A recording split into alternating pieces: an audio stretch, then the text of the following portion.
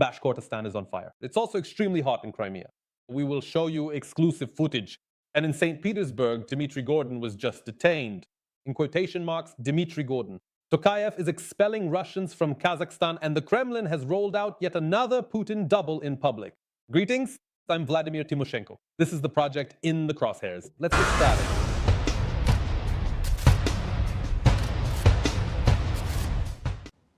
So at this very moment in Bashkortostan, here's what's happening. Ukrainian drones have struck the largest petrochemical plant in Bashkortostan. I should note that this is more than 1,000 kilometers from the Ukrainian border. The Ukrainian armed forces are truly doing an outstanding job. And things are anything but easy for the occupiers in the temporarily occupied Crimea as well. A powerful strike on the Nebo-U and Tor M1 radar stations.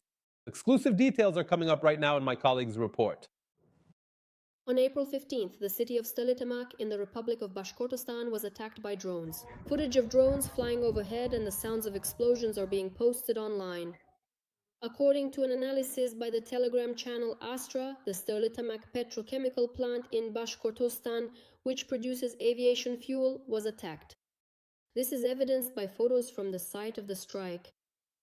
Local authorities confirmed the attack but did not name the facility, claiming that the drones were allegedly shot down. Several drones were shot down over the industrial zone of Stolitomak. Debris fell on the territory of one of the enterprises. The day before, on April 14th, a powerful explosion occurred at the oldest gunpowder plant in Kazan, Republic of Tatarstan. According to local authorities, a man-made explosion took place at the facility. The local administration also reported that the explosion caused a collapse in one of the workshops. There are casualties. According to the Telegram channel Astra, citing the Ministry of Health of Tatarstan, one person was killed as a result of the explosion. The cause of the explosion at the gunpowder plant is said to be a malfunction in the pressure relief system. On the night of April 15th, explosions were heard in the temporarily occupied Crimea. They could be heard in the areas of Armyansk, Jankoy, Feodosia, and Simferopol. According to the monitoring group Krymsky Veter, citing satellite imagery data, after the strikes, an electrical substation in the city of Jankoy and a fuel and lubricants warehouse in the village of Azovskoye, Jankoy district, are on fire. Friends, subscribe to Union to know the truth about what is happening in Ukraine, in the rest of the civilized world, and how modern Putin's Russia is plunging into the abyss. And by the way, speaking of the Russian abyss, our regular segment, What's Up with Putin's Doubles? But first, about some other doubles. So this is just hilarious, friends. Photo to the studio. Well, in St. Petersburg, Russian police detained Dmitry Gordon. That's what the Z publics are reporting. Well, how Dmitry Gordon? The facial recognition system confused the Russian musician Dmitry Galyaminsky with the Ukrainian journalist Gordon. The police checked his rough stubble and messy hairstyle for a disguise and then let the man go. As they say, well, friends, this is simply a segment without comments. And now, as usual, about Putin's doubles. It seems the Kremlin has rolled out a new fake version of the bunker dweller for the Russians to feast on. One no less nasty than the original, and this time literally in short pants. My colleagues will tell and show you more details. Russian dictator Vladimir Putin stood out with an unusual appearance and strange behavior. As reported by the Daily Star during high-level diplomatic discussions with Indonesia's newly elected president Prabowo Subianto, Vladimir Putin showed various emotional facial expressions that differed significantly from his usual reserved demeanor. The Kremlin leader's facial expressions captured the attention of members of the press, ranging from exaggerated grimaces to broad smiles. The publication also noted Putin's clothing. Putin was wearing short, slim-fit trousers that, when he was seated, appeared to be raised too high above his ankles. The author of the article referred to them as schoolboy pants. This informal style stood out from the classic dress code of the Indonesian delegation. It is not the first time the Russian dictator has found himself in awkward situations, such as the incident with his International Women's Day greeting. In the video originally published by the Kremlin press service, they forgot to cut out the unsuccessful takes. In the video, after the greeting, Putin coughed, stumbled over his words, and suggested re-recording the video. Let me say that again, just to be certain. Did it actually go through, yes? I almost started coughing. Another amusing situation happened during negotiations in Turkmenistan. At that time, Putin spoke for about 30 seconds into a microphone that, as it turned out, was switched off.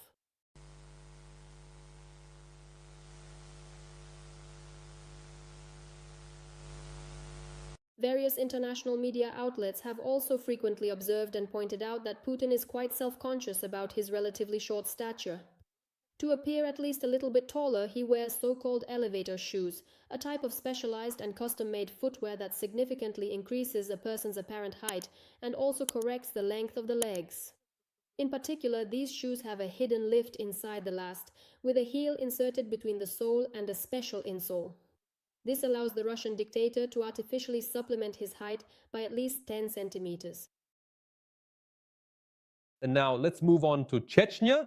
Here we have our own king of disgrace, and his name is, of course, Ramzan Kadyrov.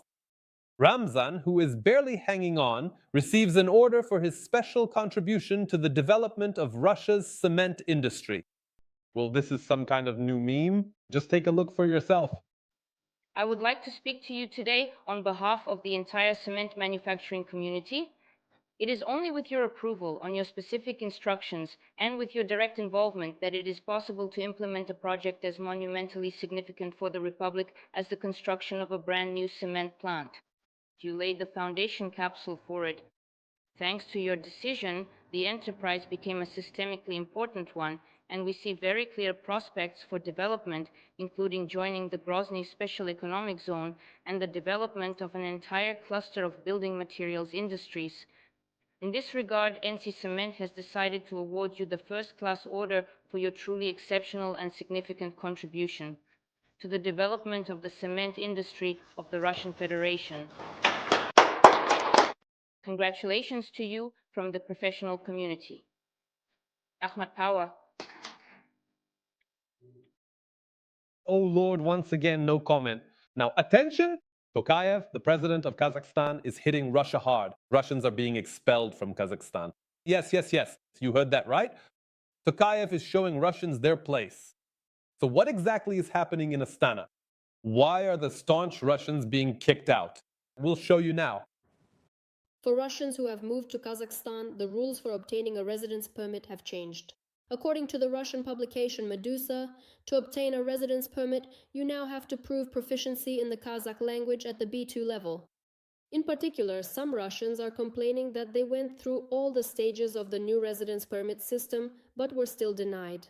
One of them, Vadim Ermolaev, posted a screenshot of the Commission's decision on his social media. The official document explicitly states that the applicant was found to have an inadequate level in several key criteria, including language proficiency, professional demand, and also significantly lacks the degree of social and economic adaptability. He also noted that his Russian acquaintances were also denied residence permits. The same document was sent to everyone by email, which is called the main refusal. It is currently not possible to appeal the decision. There is no such option. The requirement to prove proficiency in the Kazakh language at the B2 level is also being discussed in specialized groups on social media. At the same time, the Kazakh authorities have not yet published any official information about changes to the residence permit requirements for Russians. Despite the fact that Astana maintains friendly relations with Moscow, Kazakhstan takes a strict stance toward those who spread pro-Russian narratives.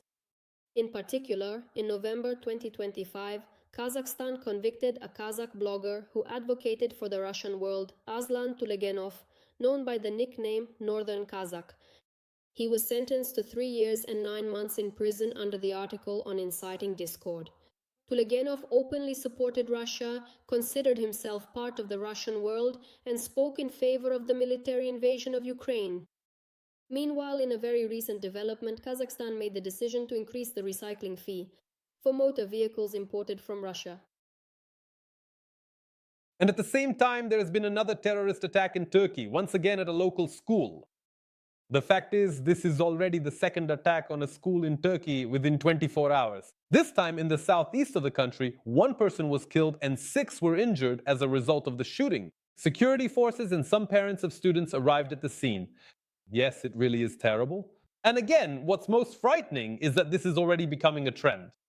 Meanwhile, Vladimir Putin, let's get back to him, continues his purges in the Ministry of Murders of the Russian Federation. In the swamps, it's also called the Ministry of Defense. People from Shoigu's clan are getting caught up in the crackdown. What could be the reason for this? We'll tell you now. The Russian dictator Vladimir Putin continues large-scale personnel purges in Russia's Ministry of Defense. As reported by Radio Liberty, the wave of investigations, dismissals, and high-profile criminal cases began back in the spring of 2024 and has already affected the top military leadership. It is noted that special agents of the Federal Security Service are investigating corruption, fraud, and embezzlement among deputy defense ministers, generals, and various officials. Many of those involved in these cases are connected to former Russian Defense Minister Sergei Shoigu, whom the Russian dictator Vladimir Putin dismissed in May 2024 as part of a personnel reshuffle. After his resignation, the investigation caught his associates and a number of Defense Ministry officials taking bribes. The sentences for the corrupt officials are quite severe. For example, former Deputy Defense Minister Pavel Popov was sentenced to 19 years in prison for bribery and embezzlement. The host of the Vovozhdy program, Vladimir Timoshenko, notes that the shutdown of mobile internet in Russia is closely linked to the purge of the country's military leadership, specifically to the fact that Putin is in a panic over the possibility of a revolt in the Kremlin. In particular, the Telegram channel VCHKOGPU wrote about this. According to the source's conspiratorial version, the Kremlin fears an attempted coup from the clan of Sergei Shoigu. Putin is afraid that Shoigu will become his new Prigozhin. And just like with his own cook, out of fear, he starts jamming communications, shutting down the internet near the Kremlin, and even throughout Moscow as well. VCHKOGPU notes that despite how strange this version sounds, no one expected a march on Moscow from the head of Wagner PMC, Yevgeny Prigozhin, either. The channel reminds us that during the mutiny, mobile communications were also jammed.